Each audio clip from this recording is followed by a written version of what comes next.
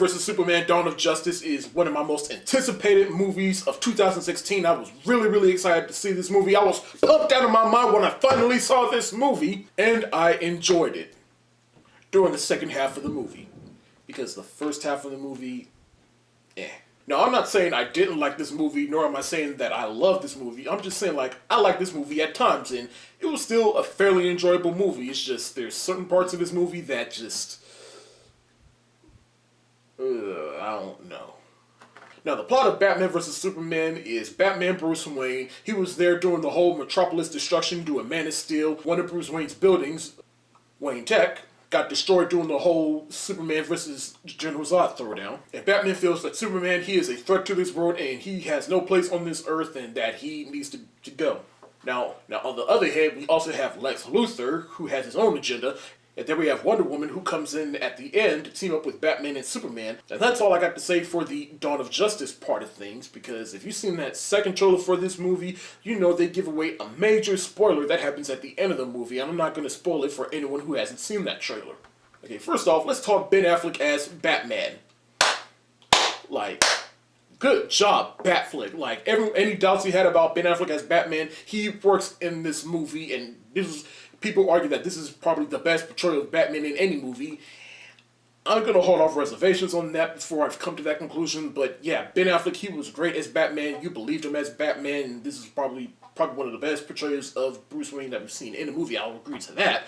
And when he is Batman, boy, he is Batman. He is straight up throwing down with everyone, and there's one particular part where that has me conflicted, and he's straight up killing people, and throughout the movie I was like, what happened to Batman's moral code? But in any case, hey, Ben Affleck, he was badass as Batman, so hats off to that, and he had pretty much won me over. So, but I like that they took Batman in this kind of direction, because what ultimately Warner Brothers, they pretty much did listen to the fans, and one of the criticisms of Man of Steel was the destruction at Man of Steel, and that there needs to be some consequences, and Batman, he takes that into account, and they pretty much did that to, pretty much shut the fans up about that, and so I like that, and I like that particular part of the movie. Gal Gadot, or Gal Gadot, however her last name is pronounced, as she is Wonder Woman in this movie, and for the brief scenes that she has in this movie, she was great in this movie. And there's just one particular moment, it was a crowd pleaser, and just the end of the movie where she is Wonder Woman, I was just in awe, and I'm like, okay, Gal Gadot, you won me over. I can't wait to see your movie next. Jeremy Irons as Alfred, he was great in this movie, and I just liked his little one-liners and quips with Ben Affleck in this. Of course, Jeremy Irons, he's good in most things he's in, and I had no doubts that he wouldn't be bad as Alfred in this movie, so hats off to Jeremy Irons. The action in this movie is fantastic. Zack Snyder, he proves once again that he knows how to direct action,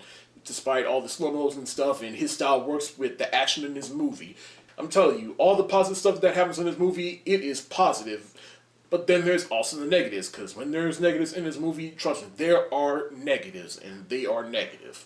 Obviously, here are the negatives of this movie. So, yeah, despite all the good things I said about this movie is a clusterfuck of plot points and plot elements that just don't really mesh together. And it's particularly during the first half of this movie, and that's where I said I didn't really enjoy the first half of the movie. Though there were some certain parts of the first half, but otherwise, yeah, the first half of the movie, it was a real clusterfuck.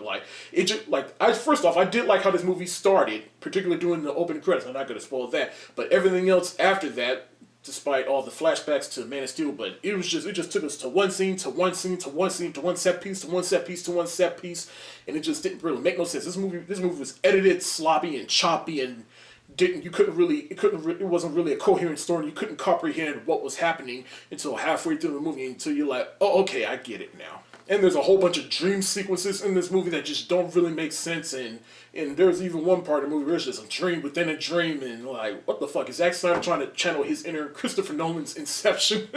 And again, this movie is also called Dawn of Justice, so this movie is also setting up the Justice League, and the way they do in this movie, it was pretty much kind of lazy, and not only they introduced Wonder Woman, but they introduced 3 other characters, and you probably know who it is, but for anyone that doesn't know, I'm not going to spoil that, but there is one particular character in the movie that I thought, for as lazy as it was to show and set these characters up, there was one particular part in the setup that I actually liked and I'm kind of interested in.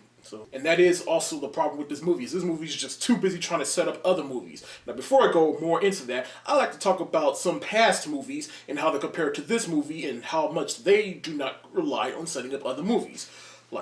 Like the Blade movie. Say what you will about Blade Trinity, but each movie is a contained story that doesn't try to set up other movies. Christopher Nolan's Dark Knight trilogy. What are each of them about? Batman Begins, the origin story of Batman and trying to defeat Ra's al Ghul. The Dark Knight, about Batman trying to take down the Joker. And in The Dark Knight Rises, Batman coming out of retirement and trying to defeat Bane and trying to save Gotham City from Bane and all his terrorists and shit. All these are 3 simple contained stories that don't try to set up other movies. Hell, even the older Batman movies, say what you will about Batman Forever and Batman and Robin, but at least those 2 movies didn't rely on setting up other movies. And as for the 2 Tim Burton movies, they were all contained stories that don't set up other movies. What is Man of Steel about? A retelling of the origin story of Superman. This movie doesn't rely on setting up other movies.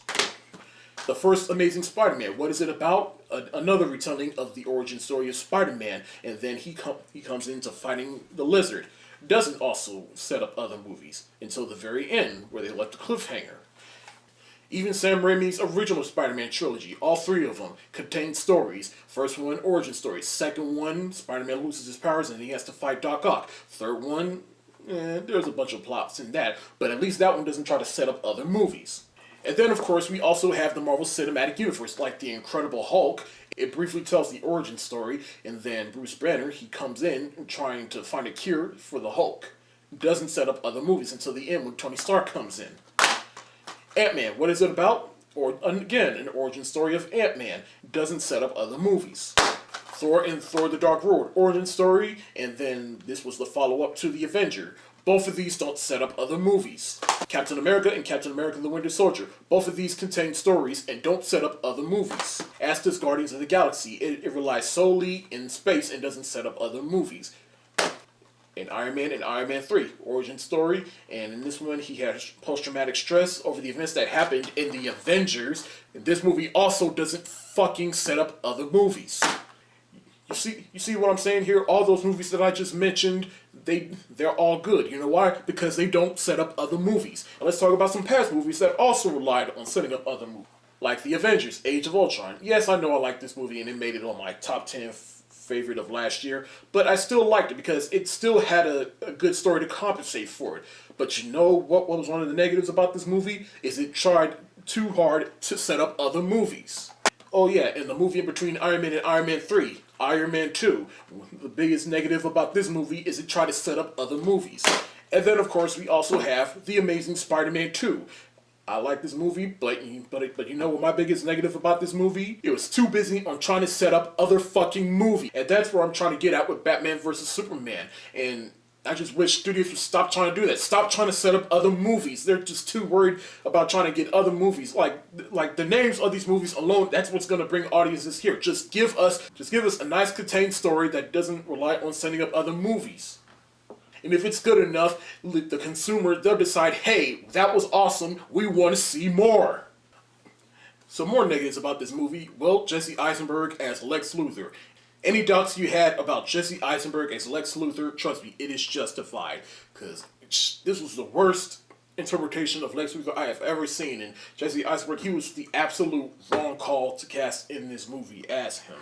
As like throughout this movie, he was just so happy and campy, like, Bruce Wayne and Clark Kent. It's good bringing people together. Hi, what's up? Oh, wow, that is good grip. You should not get in a fight with this one. Like, what the Even Henry Cavill as Superman in this movie was just a little off, and it just felt like he was wooden and one note. This was not the Superman I liked in Man of Steel. Like, this was a completely different Superman. It just felt like Henry Cavill, he was just going through the motions, and even other actors, like Ben Affleck in this movie, he out-acted him. And not just on the acting, but it just felt like the whole Superman story just got tossed to the side until the very end, which they did something that I liked, and at the same time I didn't like. The versus part of the story was a bit underwhelming. Now, great, and when it was on screen, I was happy watching it. It was good seeing Batman and Superman fight each other, but what you see in the trailer, trust me, it's what you see in the movie, and they didn't really add nothing else to it. And the way they resolved it was clever, but at the same time lazy. And then, like I said, the very end of the movie, they did a particular story arc that I like, but at the same time I didn't like, but they actually fall through with something, and I felt like, okay, it makes it a bit worthwhile. I wish they didn't do it in this movie, but hey, it's all gravy. In the end, the second half of this movie, in my opinion, it was more interesting and more entertaining. The first half of this movie was a bit weird, sloppy, and choppy, but when the throwdowns happened, trust me, the throwdowns, they happen. And I was invested in the second half, but even still, the second half still had a bit of problems. I'm not even going to say this movie was wasted potential because it did had enough stuff in it that was cool and doesn't trump the entire DC cinematic universe and not make it irredeemable. Like, I feel like this universe, it isn't irredeemable. And I still want to see other movies, but I just feel like after this movie, I hope Warner Brothers and DC, they just reevaluate everything and, okay, like, we really need to take all the negatives of this movie into account. But I feel like there's still room for improvement with this movie. So therefore, I'm going to give Batman v Superman Dawn of Justice 3 stars for room for improvement. Now I really want to see the R-rated cut of this movie when it comes out on Blu-ray on July 16th, I believe. That's when they announced. I just want to see what was taken out to compromise this entire film. And so that I can allocate, okay, that could have stayed in, that could have stayed out, like, you know what I'm saying? That's it for today. If you like what you see, go ahead and hit that thumbs up button. If you want to see more, go ahead and check out my channel. The link is in the description below. And be sure to follow me on Facebook, Twitter, Tumblr, Instagram, Movie Pilot, and Periscope. Peace.